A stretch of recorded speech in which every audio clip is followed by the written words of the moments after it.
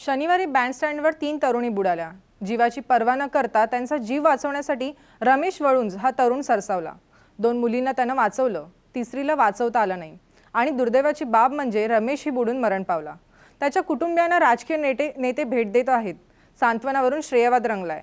नेते शब्द देत आहेत, पण तो शब्द पाळणार का हा प्रश्नच आहे। पाहूयात एक स्पेशल रिपोर्ट।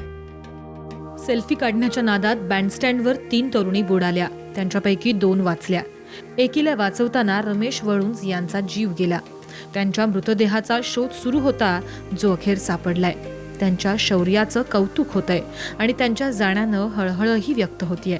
रमेश यांच्या मागे त्यांची पत्नी, 3 मुलं आणि आई असं कुटुंब आहे, ज्यांना मदत करण्यासाठी आता राजकीय चढाओढ सुरू झाली आहे। रविवारी आशिष शेलार यांनी रमेश यांच्या कुटुंबाची भेट घेतली। त्यांनी वळुंज यांच्या पत्नीला नोकरी आणि 3 मुलांच्या शिक्षणाचा खर्च उचललाय। तसंच भाजपतर्फे श्रद्धांजली देणारे बोर्डही झळकले। आशिष शेलार वळुंज यांच्या कुटुंबियांना भेटल्याचं कळताच राष्ट्रवादीचे प्रवक्ते आसिफ भामला यांनीही वळुंज यांच्या घरी भेट देऊन मदत जाहीर केली। झालं मग आता काय, वळुंज यांच्या घरी रीघच लागली आहे। रमेश वळुंज एक तरुण नौजवान होतो। जवळपास 35 वर्षाची वय होती आणि ही वय न होती त्यांनी स्वतःचा प्राणची आहुती दिली। बांद्रा आणि बांद्रेकर हे लोक त्यांनी स्वतःची पर्वा न करून 2 मुलीला वाचवलं। मला वाटतं आता सध्या मी परिवाराला भेटून आलो।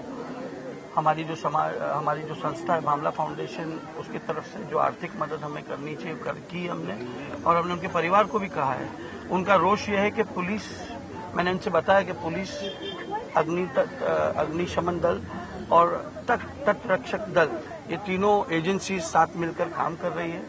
हमें पूरा भरोसा है कि अभी क्योंकि 4 दिन बीत गए हैं तो काफ़ी बस्ती में प्रेशर है, चिंता है। उनकी माताजी से मैं मिला, उनकी पत्नी से, उनके 2 बच्चे हैं, उनसे मैंने मिला।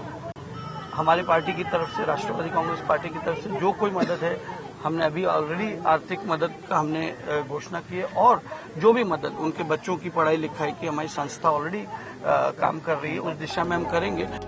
राष्ट्रवादीचे प्रवक्ते येऊन गेल्याचं कळताच समाजवादी पार्टीचे अबू आझमी आले। सरकारनं वळुंज यांच्या कुटुंबाला मदत करावी अशी मागणी त्यांनी केली आहे। तसंच आपण इथं श्रेयवादासाठी आलेलो नाही असंही जाहीर केलं कि तुरंत इनके घर वालों को सरकारी एक नौकरी अनाउंस करना चाहिए और एक रिवार्ड, कुछ अमाउंट इनको देना चाहिए पैसा तुरंत, क्योंकि इस आदमी ने जो काम किया है वो बहुत बड़ा काम किया है। जो सेना काम करती है उससे ज्यादा बड़ा काम किया है इसने। जाकर के 2 लोगों को बचाया, अपनी जान दिया इसने। तो आज पूरे भारतवर्ष में इसकी चर्चा हो रही, इसकी बहादुरी की। मैं आया था, ये मृत्यु नहीं हुई बल्कि शहीद हुआ है बच्चा। ये हम सबकी पूरी सहानुभूति इनके साथ है और इनको मदद करने के लिए हम सब पूरी कोशिश करेंगे। रमेश वळुंज हे शिवसेनेचे गटप्रमुख होते। शिवसेना पक्षप्रमुख उद्धव ठाकरे यांनीही रमेश यांच्या कुटुंबाला भेट दिली। श्रेयवादाचा प्रश्न नाही, सच्चा शिवसैनिक काय असतो हे रमेश यांनी दाखवून दिलंय असं उद्धव ठाकरे म्हणाले। मला हा प्रश्न अत्यंत माणुसकी सोडून आहे। मी आलोय, माझं कर्तव्य आहे, कारण रमेश हा एक शिवसैनिक आहे असंच मी म्हणेन। शिवसैनिक आहे, तो गटप्रमुख आहे आणि शिवसैनिक कसा असावा त्याचं एक ते चांगलं मूर्तिमंत उदाहरण आहे। म्हणून मी पुन्हा एकच माझी प्रार्थना आहे, तीच कायम ठेवीन की काहीतरी चमत्कार व्हावा आणि रमेश सुखरूप घरी परत यावा। रमेशच्या कुटुंबियांना मदतीचा हात काय? अजूनही मी तुम्हाला सांगितलं ना की त्यांच्या कुटुंबियांच्या पाठी शिवसेना पूर्ण ताकदीने उभी आहे।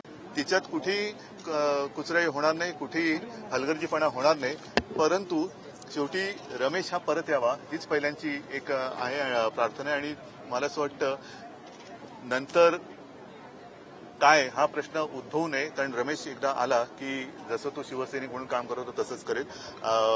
परंतु एक सांगतो की रमेशच्या कुटुंबियांच्या मागे शिवसेना ही ठामपणे उभी आहे। जे काय करता येणं शक्य असेल ते शिवसेना करेल। उद्धव ठाकरे येण्याआधी तिथं शिवसेनेचाही बॅनर लागलाय। एखादी घटना घडते, मग राजकीय नेते भेटी घेतात, मदतीच्या घोषणा करतात, त्या सगळ्यांना थँक्स। प्रश्न हा आहे की सांत्वन करायला आल्यावर तुम्ही जो शब्द दिलात तो पाळणार का?